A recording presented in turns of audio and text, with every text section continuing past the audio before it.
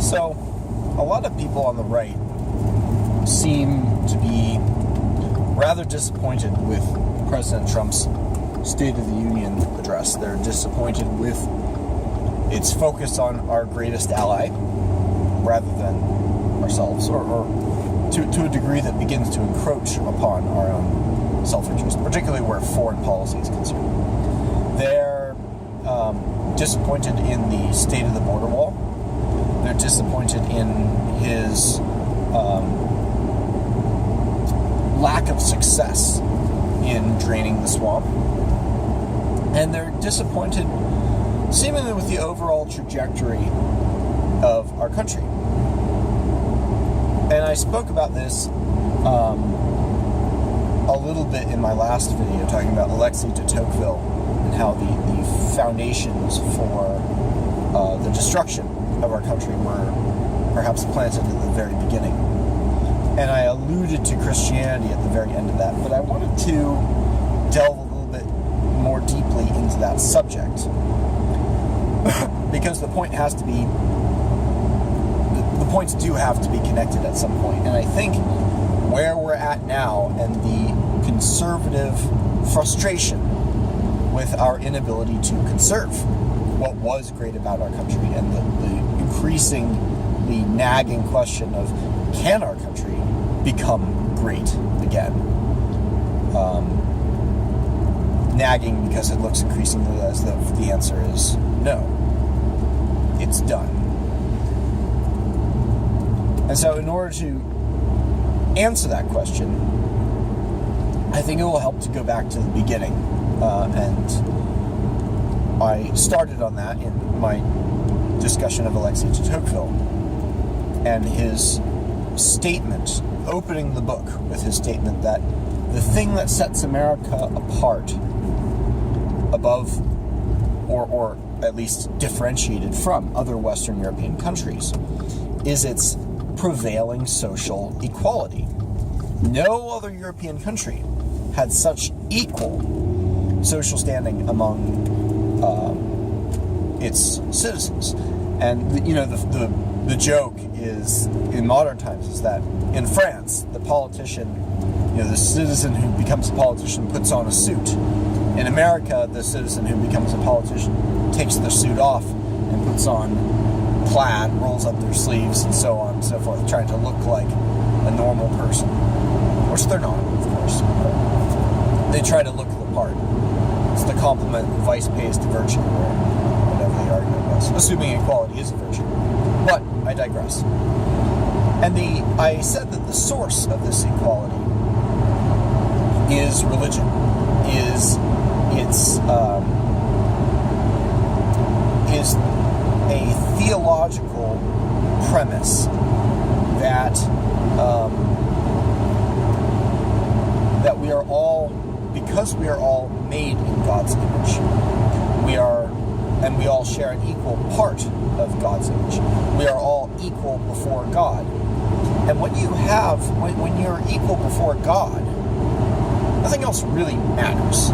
Where God is concerned, every other point of reference as far as valuation is concerned is not only superfluous, but paying attention to it might even be idolatry. This is why Jehovah's Witnesses, who are responsible for winning the freedom of speech in public schools, took issue with the flag salute. Not only did they say at the time that the Bellamy salute looked eerily familiar and similar to the Nazi Roman salute, which was going on in Germany at that time. This is before our involvement in the war. But they said the greater point, rather than the superficial similarity to the Nazi salute, was that the flag salute was, in their view, a form of idolatry. Nationalism was failing to make God number one. It was putting God on par with another deity, another god, which is the nation, or at least worshiping it alongside God, which the Bible expressly forbids.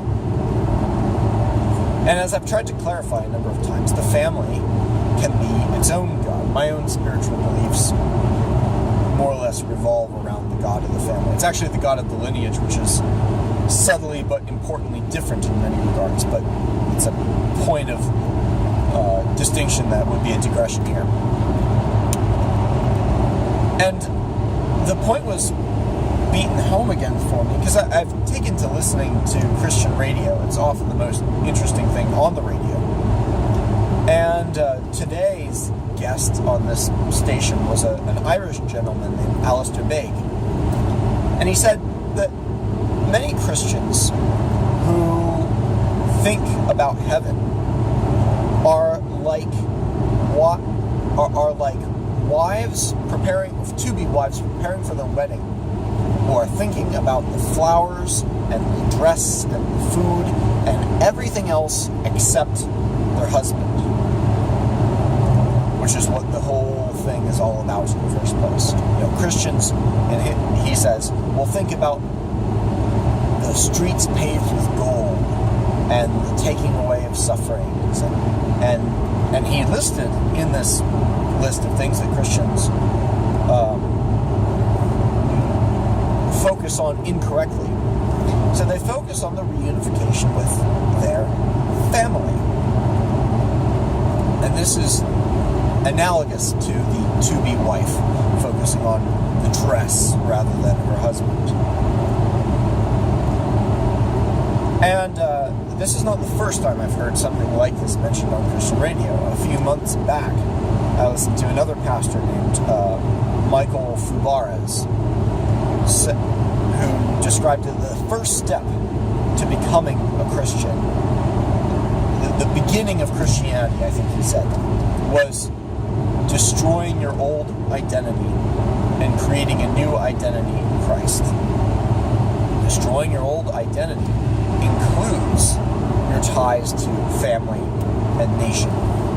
Now, what does this all have to do with Trump?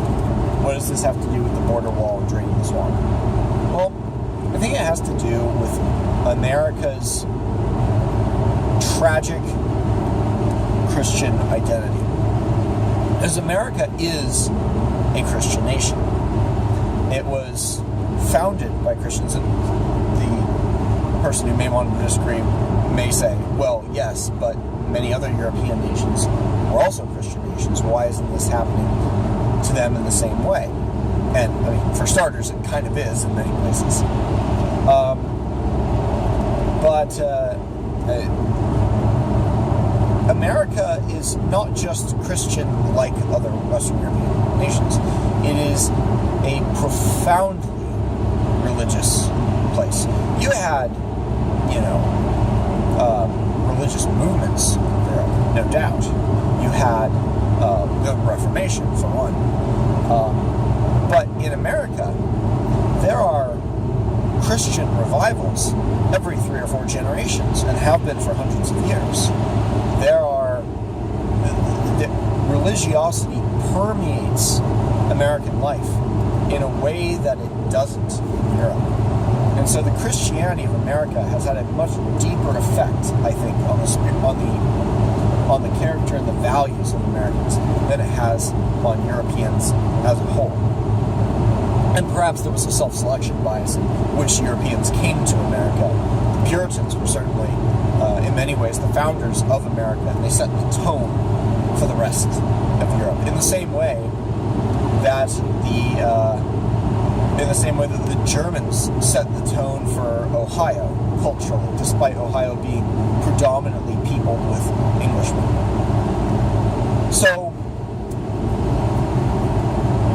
what we have is a moral ideal of equality that everyone has accepted. We have a moral ideal of equality where we say it's about values.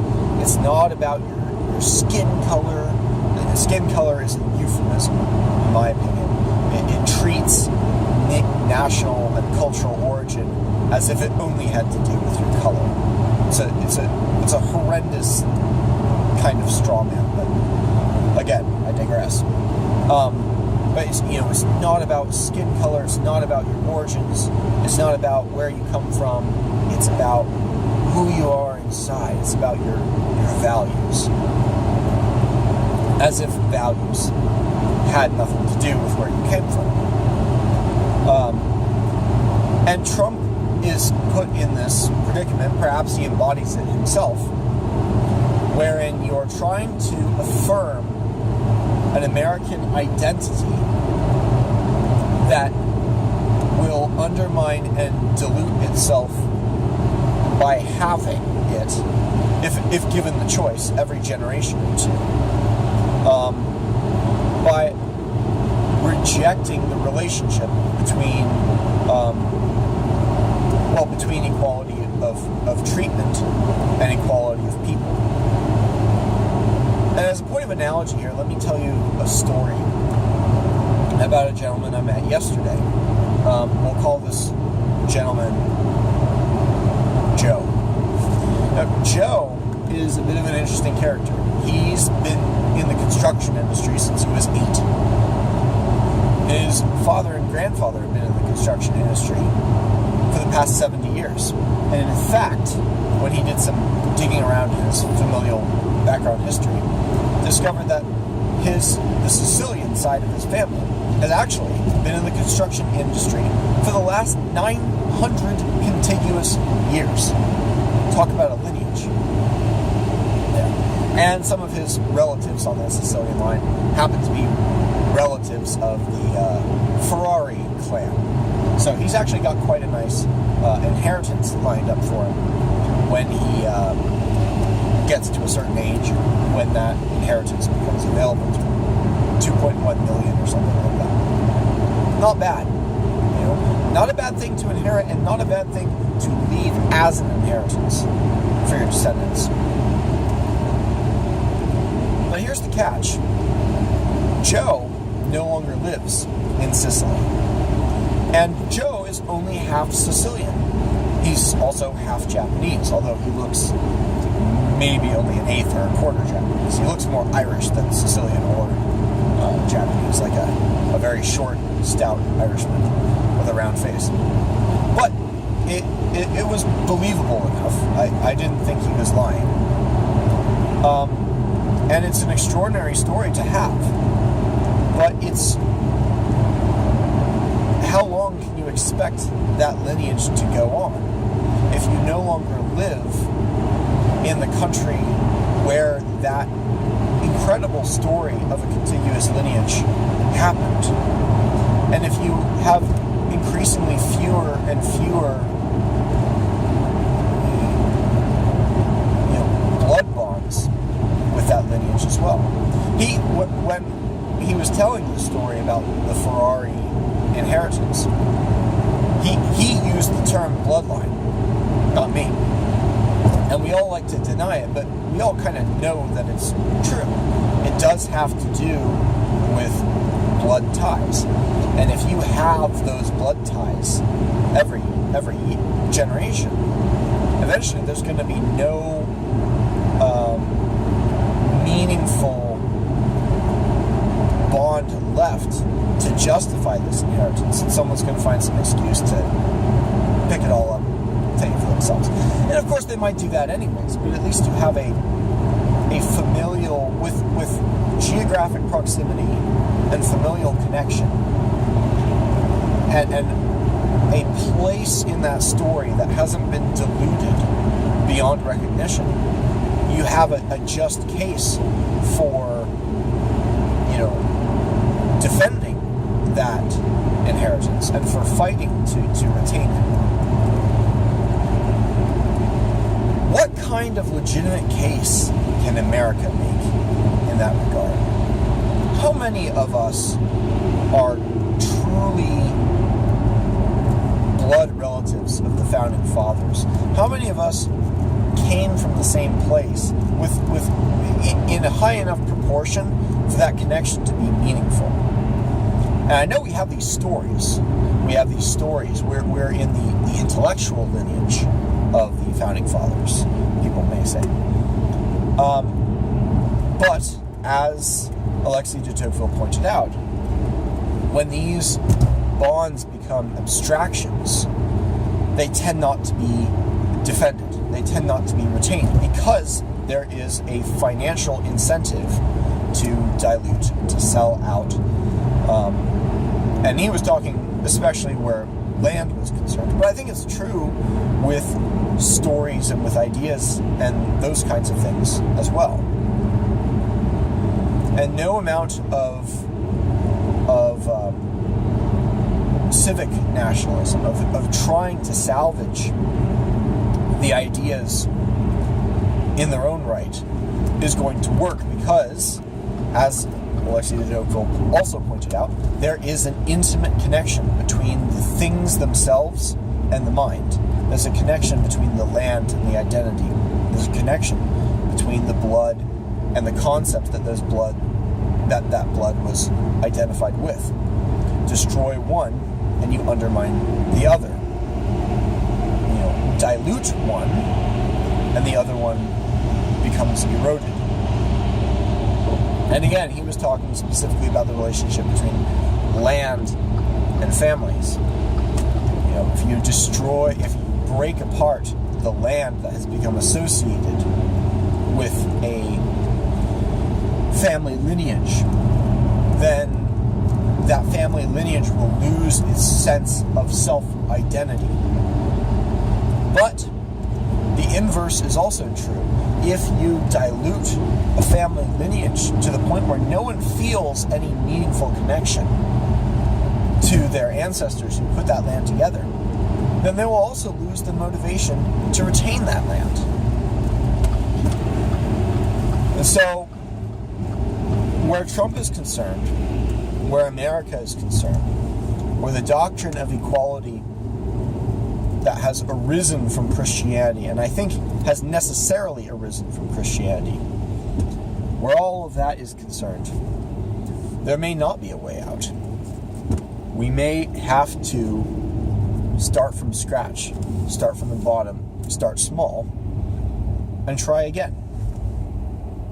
And if we are to do that, we would do well to reject equality and the Christian ideological origins for equality. Because ultimately, if you want something to last, strangers can't be equal with your descendants, who are, biologically speaking, extensions of you. We are but links on a long chain, links on the lineage that connects the past to the future. We die because evolution deems it advantageous to the biological entity that is the lineage for us to do so. And so it is our duty as individuals to work for the good of that greater organism, the lineage, not just for our own self-interests. And if we are all equal in the eyes of God, if we are all equal in some metaphysical sense, so long as we have the appropriate national values, then there's no way to understand even. There's no way to grasp the concept of the lineage of the Anhui. And there's no basis to plant trees whose shade you will never sit in. There is no basis, in other words, for a lasting civilization. Now, obviously, we've had civilization alongside Christianity, just as we've had civilization alongside many other discivic phenomena. But this is civilization in spite of Christian equality, not because of Christian equality. And perhaps Trump will prove me wrong, but I don't see, from a theological and philosophical perspective, any way out of civic nationalism. I think the destruction of the country is an inevitable point, and that Christianity is the proximal cause of that destruction. And if Augustine is to be believed, then we are not to worry about this destruction, because to do so would be, as we said before, to focus on the wrong thing. So, in Augustine's view, if you're caring about America's future prospects at all, you're already, as Alistair Begg would say, thinking about the dress and the flowers, and not the husband. So, food for thought.